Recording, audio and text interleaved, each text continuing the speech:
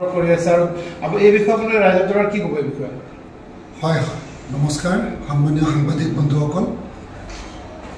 সাগৰৰ ঢৌ দেখিলে যেনেকৈ বুকু কপে, ঠিক একেদৰে ৰাইজৰ দলৰ জনসমাগম দেখা পাই পেলাই আন আন দলৰ বুকু কপি আছে।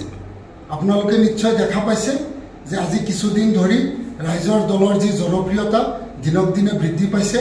আমি খুব সীমিত সংখ্যক আসনতহে প্ৰাৰ্থিত্ব প্ৰদান কৰিছোঁ, যিহেতু আমি সাম্প্ৰদায়িক শক্তিৰ বিৰুদ্ধে আমাৰ লক্ষ্য হ'ল 2026 আৰু পঞ্চায়ত নিৰ্বাচনটো হ'ল আমাৰ এটা 26ৰ আখৰা হিচাপে লৈ আমি একদম সীমিত সংখ্যক আসনত ৰাইজৰ দলে প্ৰাৰ্থিত্ব প্ৰদান কৰিছোঁ দিং সমষ্টিত। আৰু তেনে ক্ষেত্ৰত আজি অখিল গগৈ ডাঙৰীয়াই যোৱা 1 মে তাৰিখে দিং সমষ্টিত আহি মুঠ 7খন জনসভা সম্বোধন কৰে আৰু এই জনসমাগম দেখা পাই আন আন ৰাজনৈতিক দল যিমান আছে তেওঁলোক শংকিত হৈ বিভিন্ন ধৰণৰ মতিভ্ৰম হৈ মন্তব্য প্ৰদান কৰি আছে।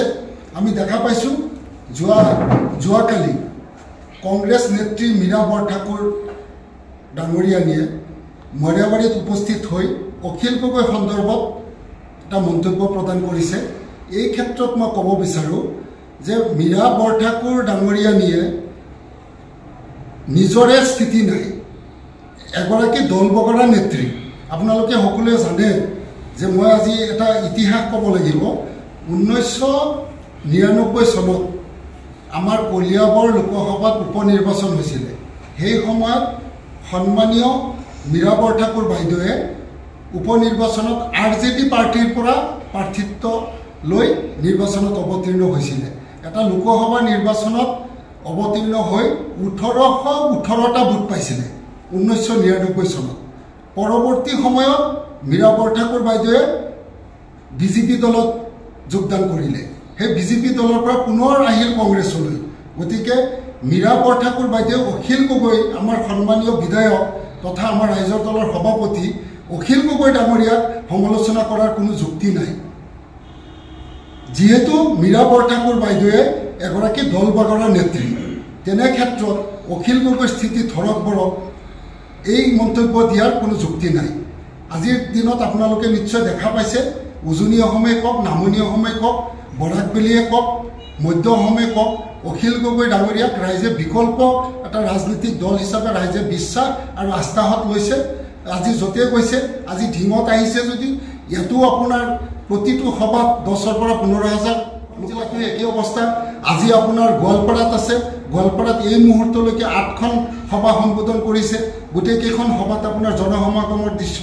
এইবোৰ দেখি যিহেতু কংগ্ৰেছে ভাবিছিলে যে UDF-টো খতম, অখিল গগৈৰ জৰিয়তে UDF-টোক খতম কৰিব, খতম কৰাৰ পিছত AIDF-ৰ মানুহখিনি কংগ্ৰেছৰ ফালে ডাইভাৰ্ট হ'ব। কিন্তু ইয়াৰ বিপৰীত ছবিহে দেখা পাইছে কংগ্ৰেছে। কাৰণ কংগ্ৰেছৰ মই এটা কথা ক'ব বিচাৰোঁ যে এই মানুহখিনি কংগ্ৰেছৰ বিপৰীতে আমাৰ ৰাইজৰ দলকহে বিশ্বাসত লৈছে, যাৰ বাবে কংগ্ৰেছ আজিৰ দিনত কংগ্ৰেছেই হওক অন্যান্য ৰাজনৈতিক দলেই হওক তেওঁলোক শংকিত হৈ গৈছে। যাৰ বাবে সকলো দলেই আন আন দল যি আছে AGP, BJP, কংগ্ৰেছ সকলোৱে আজিৰ তাৰিখত অখিল গগৈক লক্ষ্য কৰি লৈছে।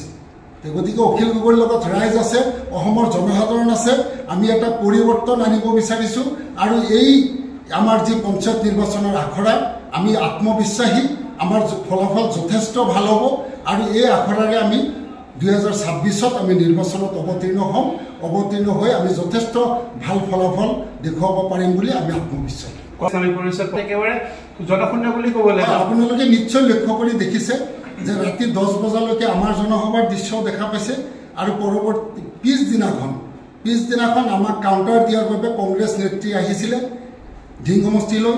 প্ৰতিখন সভাত ক'ৰবাত 200 ক'ৰবাত 150 মানুহৰ জনসমাগম হৈছে, য'ত নেকি কোনো নিষ্ঠাৱান কংগ্ৰেছ কৰ্মী তেওঁলোকৰ সভালৈ যোৱা নাই। আপোনালোকে লক্ষ্য কৰি চাব যে কংগ্ৰেছ দলৰ যিবিলাক জনসভা হৈ আছে, যিসকল পুৰণা কংগ্ৰেছী নিষ্ঠাৱান কংগ্ৰেছ কৰ্মী, কোনো কংগ্ৰেছ কৰ্মী কংগ্ৰেছৰ সভালৈ যোৱা নাই। তাৰ একমাত্ৰ কাৰণ হ'ল যে এইবাৰ পঞ্চায়ত নিৰ্বাচনত কংগ্ৰেছৰ দুৰ্নীতি, টিকেট বেচা কিনা কৰি যি দুৰ্নীতি সংগঠিত কৰিলে, যাৰ বাবে নিষ্ঠাৱান কংগ্ৰেছ কৰ্মীসকলে কংগ্ৰেছ ত্যাগ কৰি পেলাই ঘৰতে বহি আছে। মীৰা বৰঠাকুৰে কয়, ভূপেন বৰাই কয়, কংগ্ৰেছৰ গৌৰৱ গগৈ কয়, সকলো আপোনালোকৰ সভাপতিক লৈ পেলাই মন্তব্য আগবঢ়াই আছে, সেই বিষয়ে কি ক'ব আপুনি? একমাত্ৰ কাৰণ এটাই, আমাৰ জনপ্ৰিয়তা।